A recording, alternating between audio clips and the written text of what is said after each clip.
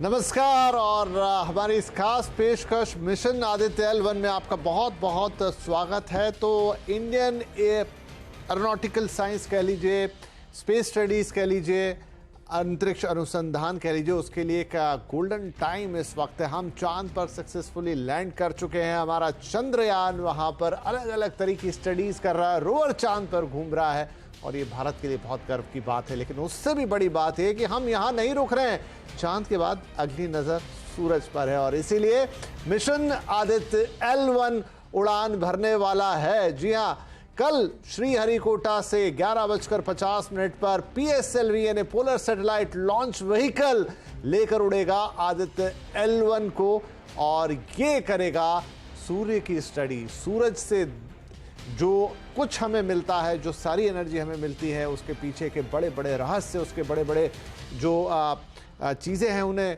जो वहाँ की पूरी डायनामिक्स है, उसे ये खोज कर हमारे लिए लेकर आएगा। जी हाँ, ये देखिए तस्वीरें, तैयारी पूरी है। श्रीहरिकोटा से ये PSLV विमान, PSLV एक्सेल, और ये उसके पेलोड के तौर पर आदित्य L1 आपको दिखाई दे रहा है। ये है वो सूर्ययान जो कि सूर्य के पास जाकर उसकी स्टडी करने वाला है। तो ये सब कुछ होने वाला है। बहुत एक्साइटमेंट है एक बार फिर से। तो आज हम आदित्य की पूरी कहानी आपको बताने जा रहे हैं कि आखिर क्या करने जा रहा है, कैसे इसकी पूरी यात्रा रहेगी, ये हमारे पास कौन कौन सी जानकारी जुटाएगा। चंद्रयान से अब हम सब वाकिफ़ हो चुके हैं, तो उससे ये अलग कैसे रहने वाला है, तो एक थोड़ा सा आइडिया आपको दे देता हूँ।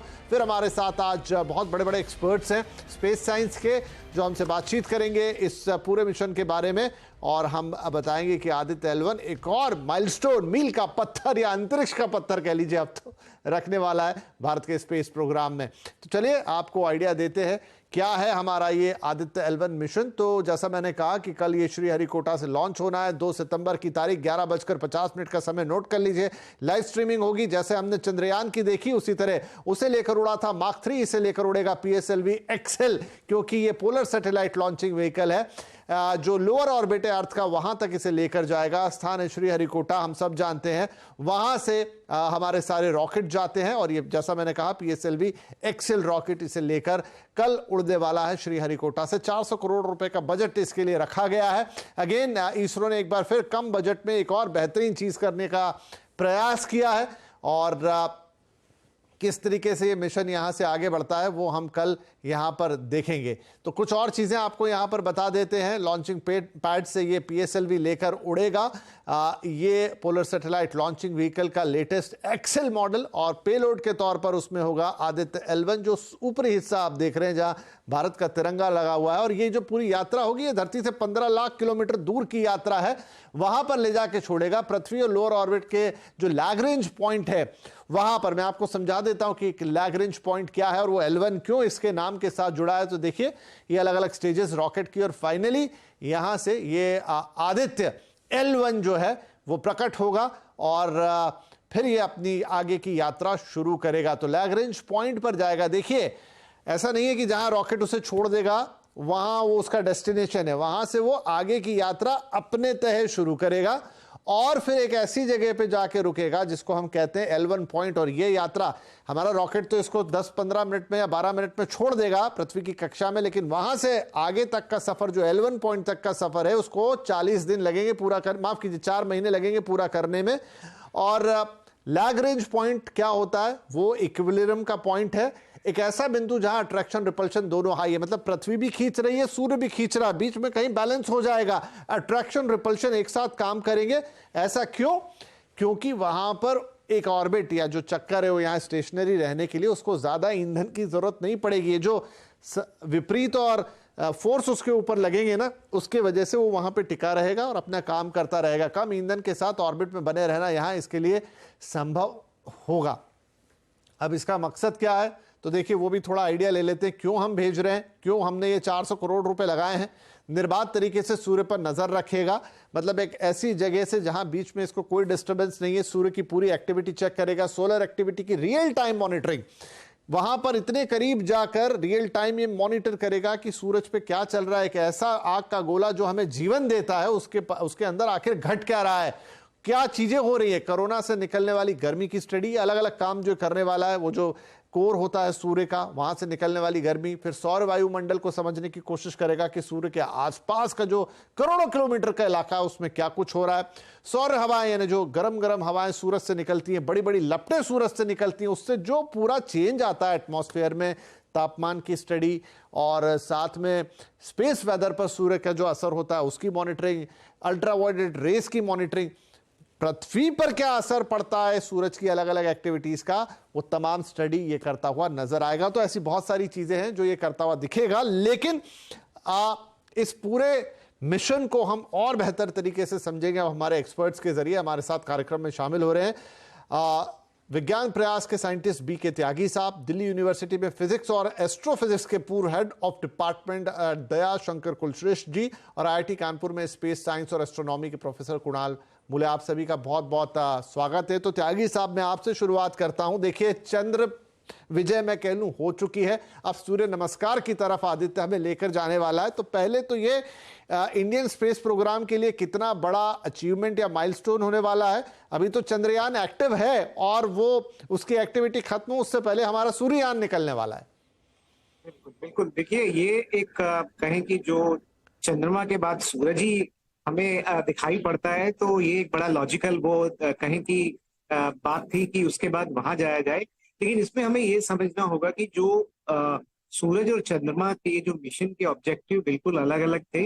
और सूरज की जो हमारा आदित्य जो L1 पॉइंट पे जाएगा, उसका जो मेन मकसद है, उससे जो डाटा मिलेगा वो ज्यादा एकेडमिक इंटरेस्ट का हमें डाटा जो है वो मिलेगा। जैसे चंद्रमा पे हम मटेरियल भी हम खोज रहे थे और फ्यूचर प्लानिंग, मानव बस्तियां बसाने की बात थी, लेकिन यहाँ पे ऐसा कुछ नहीं है। यहाँ पे मकसद हमारा सूरज को स्टडी करना है। सूरज का जो कोरोना है, उसका जो क्रोमोस्फेयर है, फोटोस्फेयर है, उसके बारे में ज्यादा जानकारी, क्योंकि सूरज के डिफरेंट जगह पे जो टेम्परेचर में इतना वेरिएशन है, और ये उससे उसमें जो परिघटनाएं होती हैं, उसका डायरेक्ट इम्पैक्ट जो है हमारी पृथ्वी पर आता है। तो कई बार ऐसी सिचुएशन हो जाती है उसमें से कि सूरज जो है बड़ा अशांत है और सबसे हमारे पास में है, तो उसमें वो उसका जो इम्पैक्ट हमारे वातावरण पर पड़ता है वो क्या फैक्टर है, क्योंकि उसके बारे में पूरी जानकारी अभी तक हमें नहीं है। मान लीजिए जैसे कोरोना का हम ज्यादा स्टडी तभी कर पाते हैं जब सूर्य ग्रहण होता है, कि अभी दूसरी टेक्निक से भी हम करते हैं। तो ये एक ऐसे पॉइंट पे जा रहा है जहां से हमें जो डाटा मिलेगा, फोटोग्राफ जो मिलेंगे, वो विजिबल स्पेक्ट्रम लाइट में भी मिलेंगे, अल्ट्रावायलेट में भी मिलेंगे और एक्सरेज में भी मिलेंगे। तो ये एक कहीं, क्योंकि हालांकि बहुत पास नहीं जा रहा, सिर्फ 15 लाख किलोमीटर पे वो एक पॉइंट पे रहेगा, लेकिन उसमें क्या है कि वो पृथ्वी और सूरज के वो दोनों को एक साथ जो है वो नोट कर सकता है। और जो हमारा जो मैग्नेटिक फील्ड है, जिसमें क्योंकि जो सूरज से जो हाई एनर्जी पार्टिकल है जो अर्थ पे आते हैं, और कभी कभी सूरज से जो लपटें निकलती हैं जिसको हम सोलर फ्लेयर्स बोलते हैं, अब उसकी ग्रेविटी इतनी ज्यादा है वो वापस उसमें चले जाते हैं, लेकिन जब एक इंजेक्ट होता है बाहर की तरफ आता है तो वो कई लाख किलोमीटर तक जा सकता है। मान लीजिए अगर वो पृथ्वी तक आ जाए तो पृथ्वी जो है खराब हो जाएगी, नष्ट हो जाएगी। तो वो जो क्यों आते हैं उसके बारे में हमें जानकारी नहीं है। तो ये सारा डाटा कहे कि रियल से एक पर्टिकुलर पॉइंट पे खड़े होके रुक के वो हमें भेजेगा, और सूरज के बारे में ज्यादा जानकारी, और जो कि हमारा जो उससे डायरेक्ट कहिए हमारी जो लाइफ है वो जुड़ी हुई है। बिल्कुल। और जो हाई एनर्जी पार्टिकल्स जो हमारे एटमॉस्फेयर में मान लीजिए अगर एंटर कर जाते हैं, तो कभी कभी आपने सुना होगा कि पूरा जो लाइट है चले गया, पूरा जो कम्युनिकेशन सिस्टम है क्योंकि इलेक्ट्रॉनिक पे बेस्ड है, तो हाई जो एनर्जी पार्टिकल है वो उसको डिस्टर्ब कर देते हैं, तो हो सकता है आपका सिस्टम कोलैप्स हो जाए। तो वो कब कब हो सकता है और उसके लिए हमें क्या तैयारी करनी है, तो ये कुछ ऐसे बहुत अहम जानकारियां ये हमें देगा। नहीं, नो डाउट, अभी हम इस पे और थोड़ी आपसे समझाइश लेंगे कि और क्या क्या करने में सक्षम है। शंकर साहब, अब एक लोगों का इंटरेस्ट ये भी है, दर्शकों का, कि भाई चंद्रमा पे तो हमें बहुत सारी बातें सुनने को मिली कि उससे पहले चीन गया, अमेरिका गया, रशिया गया। यहां पर ये सूर्य वाली जो बातचीत है, इसमें कितने देशों ने अभी तक प्रयास किया है और भारत कहां खड़ा है इसमें? जी, एक्चुअली में भारत का एक एम, अपना अलग उद्देश्य है हमारे प्राइम मिनिस्टर ने बहुत साफ साफ बताया है कि हम दूसरों को फॉलो करने से ज्यादा खुद इंडिपेंडेंट सब कुछ करना चाहते हैं। बहुत जल्दी ही हम अलग अलग सब विज्ञान के क्षेत्र में, टेक्नोलॉजी के क्षेत्र में इंडिपेंडेंट होकर, इंडिपेंडेंस के द्वारा विज्ञान को और ज्ञान को उससे चीजों से समझना चाहते हैं। तो गए तो हैं नासा के, अभी अभी त्यागी जी ने बताया कई कई मिशन गए हैं, लेकिन हमारे कुछ एक अपने वेल डिफाइंड अलग से कुछ मिशंस हैं और ये धीरे धीरे सब एक्सप्लोर भी करेंगे और ये मालूम भी चलते चले जाएंगे। अभी जो सबसे पहली स्टेप है हमारे सामने, वो हालांकि नासा के हमारे इसरो के लिए काफी ट्रिवियल है, क्योंकि अब हमारे पास काफी महारत हासिल है ये सैटेलाइट्स को लॉन्च करना। तो बेसिकली ये हमारा जो आदित्य प्रोग्राम है ये बेसिकली एक सैटेलाइट है, लेकिन क्योंकि आप देखिए हम कितना दूरी तक चलते चले जाएंगे, 15 लाख किलोमीटर तक हम जाएंगे। अब इसमें कई सारी विज्ञान की चीजें शामिल हैं। जब 3 बॉडी सिस्टम होता है, सन है, अर्थ है और ये हमारा एक छोटा सा सैटेलाइट है, तो इनके अगर हम नॉन लीनियर डायनामिक्स को स्टडी करते हैं तो एक तमाम सारे कर्व्स आते हैं, 3 डायमेंशनल कर्व्स आते हैं, उनमें कुछ स्टेबिलिटी पॉइंट्स हम कैलकुलेट कर सकते हैं। तो L1 जो लैग्रांज पॉइंट है वो हमारे सबसे नजदीक है और इस स्टेबिलिटी पॉइंट के आसपास हम क्या कर सकते हैं, हेलो ऑर्बिट में आप इतना कम ईंधन एनर्जी खर्च करके, एक्चुअली कोई ईंधन एनर्जी चाहिए नहीं, लेकिन स्टेबिलिटी की जांच करने के लिए कि कभी कोई उसकी, क्योंकि देखिए स्पेस टाइम कर्व्ड है, 3 डायमेंशंस में है, इसके कुछ प्लेनर अप्रोक्सीमेशंस लेंगे, 3 डायमेंशनल वो लेंगे, तो ये सब चीजों के करने इसको हमें एक हेलो ऑर्बिट में रखना है, जो उसके पास एक बहुत नजदीक एक छोटी सी ऑर्बिट होगी, उसमें काफी एफर्टलेस हमारा ये आदित्य L1 भ्रमण करता रहेगा, उसकी परिक्रमा लगाता रहेगा और डाटा जुटाता रहेगा, हमारे पास धरती पर वापस भेजता रहेगा और ये बहुत अच्छा डाटा जुटाने वाला है। और अभी अभी त्यागी जी ने मेंशन किया कि जैसे सोलर इक्लिप्स होता है तो इसके अंदर एक कोरोनोग्राफ लगा हुआ है हमारे आदित्य के अंदर। वो कोरोनोग्राफ क्या करता है कि एक आर्टिफिशियल सोलर इक्लिप्स बना देता है। उसकी सूरज की डिस्क को अगर हम ढक देंगे तो वो हमें कोरोना का ही असर दिखाई देगा, बीच की डिस्क ढक जाएगी, तो एक तरह का सूर्य ग्रहण हो गया, वहां पूरा टोटल सोलर इक्लिप्स हो गया। तो ये कोरोनोग्राफ हमारा लगा हुआ है, टेलीस्कोप्स लगे हुए हैं, स्पेक्ट्रोमीटर्स लगे हुए हैं, इन सब की हम पूरी ठीक से स्टडी करेंगे। अभी हम अपने दर्शकों को जो पेलोड्स हैं वो भी बताएंगे एक एक करके क्या क्या पेलोड है और स्क्रीन पे वो चल ही रहे। कुणाल, मैं आपसे ये सवाल पूछना चाहूंगा कि चंद्रमा पे जो चंद्रयान गया और ये जो सूर्य की तरफ आदित्य जा रहा है, अब भले ही ये सूर्य से अभी भी करोड़ों किलोमीटर दूर रहेगा, L1 तक ही पहुंचेगा, लेकिन स्टिल ये सूर्य की तरफ है, यानी कि एक बहुत ही गर्म गोले की तरफ जा रहा है। तो क्या जो हमने चंद्रयान बनाया और जो ये आदित्य है, इसके बनाने में इसरो को बहुत कुछ डिफरेंट टेक्निक का इस्तेमाल करना पड़ा, क्योंकि ये बिल्कुल जिसे कहे आग की भट्टी की तरफ ट्रैवल करने वाला है? बिल्कुल। तो सारे दर्शकों को नमस्ते। और ये जो एक मिशन है वो इंडिया का फर्स्ट डेडिकेटेड मिशन है सोलर स्टडीज करने के लिए। और कुछ वैसे दर्शक सोच रहे होंगे कि सूरज तो यहीं से दिख जाते हैं, लेकिन स्पेस में जाने की क्या जरूरत है। अब इसका एक महत्व है, अगर हम स्पेस से स्टडी करते हैं तो ऐसे पार्टिकल्स जो सूरज से आते हैं वो हम पहचान पाएंगे, जिसकी वजह से आयनाइजिंग रेडिएशन या ऐसे कुछ वेरी एनर्जेटिक पार्टिकल्स जिसको बोलते हैं, तो इसको स्टडी करने का एक मकसद आदित्य सफल कर रहा है। ठीक है। और कई सारे सैटेलाइट ऐसे भेजे गए हैं सूरज को की स्टडीज करने के लिए, लेकिन वो लो अर्थ ऑर्बिट में। लो अर्थ ऑर्बिट में क्या होता है कि कुछ हद तक ही हम स्टडी कर पाते हैं सूरज को, क्योंकि फिर वो पृथ्वी के पीछे चला जाता है। अभी आदित्य L1 क्या कर रहा है कि L1 पॉइंट पे भेज के उसको 24 घंटे और 7 दिन हफ्ते के और महीने के 30 दिन ये पूरा कवरेज मिलेगा सन का। तो हाँ, हालांकि वो जा रहा है इतने नजदीक, तो ये जो रेडिएशन है, सोलर रेडिएशन जिसको बोलते हैं, हाईली आयनाइजिंग रेडिएशन, जहां पर हम नहीं जा सकते, हमारा शरीर वहां पर टिक नहीं पाएगा, लेकिन सैटेलाइट को ऐसे आयनाइजिंग रेडिएशन से शील्ड करने के लिए स्पेसिफिक कुछ मटेरियल्स जो है, और शील्डिंग मटेरियल्स जिसको बोलते हैं, उसका इस्तेमाल करना पड़ता है। तो हाँ, ये पूरी तरह से शील्डेड रहेगा, लेकिन एट द सेम टाइम ये ऊर्जा पूरी 24 घंटे ऊर्जा ले पाएगा सूरज से।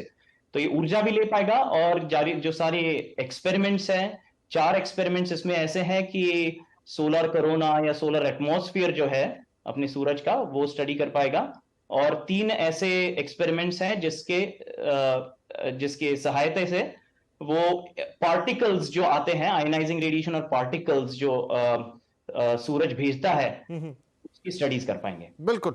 देखिए, ये अंतरिक्ष की बातें अंतरिक्ष की तरह गहरी और बड़ी हैं। पता ही नहीं लगा कि 3 सवाल के अंदर ही हमारे लिए ब्रेक का टाइम हुआ है। तो एक छोटा सा ब्रेक ले लेते हैं। ब्रेक के बाद थोड़ी सी और बातचीत करेंगे कि जब ये हमारा सफल हो जाएगा अभियान, तो ये हमें हमारे स्पेस प्रोग्राम में कितना बड़ा मील का पत्थर होगा। चांद को लेकर, चंद्रयान को लेकर तो दुनिया में पूरे इस समय भारत की बातें हो रही हैं। अगर आदित्य L1 अपना काम अच्छे से करता है, जो कि करेगा ही करेगा डेफिनेटली, ये चंद्रयान से मतलब उतना कठिन मिशन नहीं लग रहा, क्योंकि कोई सॉफ्ट लैंडिंग आपको नहीं करानी है। लेकिन क्या क्या चैलेंजेस इसमें हो सकते हैं, और अगर ये सफल रहता है तो उसके बाद हमारे लिए क्या बड़े अचीवमेंट्स होंगे। एक छोटा सा ब्रेक के बाद बातचीत जारी रहेगी।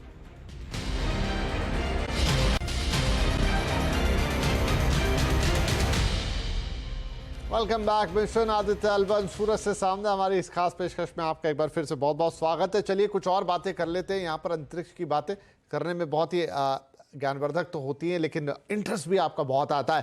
तो त्यागी साहब, हमें ये बताइए कि जैसे चंद्रयान में एक चैलेंज था कि क्या ये हो पाएगा, क्या नहीं हो पाएगा, क्या वो उतरेगा, सॉफ्ट लैंडिंग होगी, रोवर निकलेगा, तमाम चीजें, क्या कोई चैलेंज या आदित्य L1 में है, या इसमें ऐसी कोई बात नहीं है, स्मूथली जाएगा, L1 तक पहुंच भी जाएगा, वहां पर अपना काम करेगा, या नहीं इसके भी रास्ते में कई चैलेंजेस हैं जो हमें पता लगेगा जब इसका सफर शुरू होगा और वो वहां तक पहुंचेगा?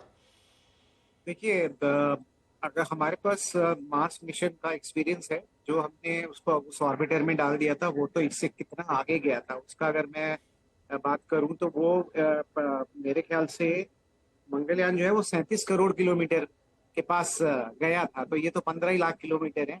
हाँ, चैलेंज रहेगा, क्योंकि देखिए हमारा जो GSLV और PSLV जो लॉन्चिंग व्हीकल है, उसमें कोई दिक्कत नहीं। और ये तो इसको तो अभी हम लो अर्थ ऑर्बिट में ही स्टैब्लिश करेंगे, और वहां से जो इसका जो इसमें जो इंजन लगे हुए हैं वो उसको आगे लेके जाएंगे।